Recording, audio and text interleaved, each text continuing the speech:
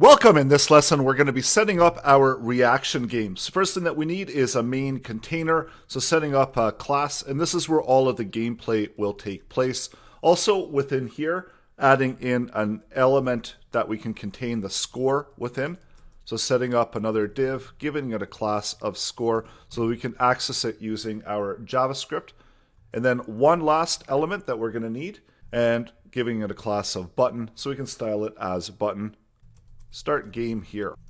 Also adding in some styling to make this look a little bit better. So making it look more like a button.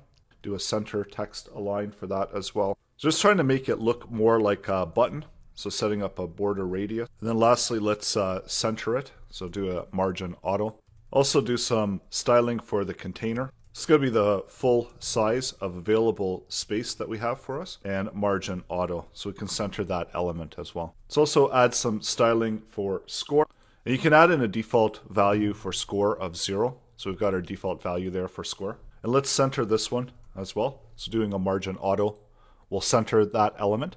So now that we've got our core CSS and HTML set up, let's use JavaScript in order to select our elements. So setting up some objects in order to contain that element content.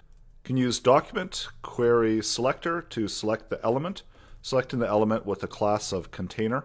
And when you refresh, just to make sure that we did select the right element, we see we do have our container now as a JavaScript. We've got a start game option. And we only have one element, so again, we can use query selector and selecting that element with score. Actually, this should be start game, and then we'll do one more for, so with the class of start game. And then lastly, let's do one more for the score area. And I'll call it score area so that we can have another variable for score. And lastly, let's set up an object for player. We'll have a score.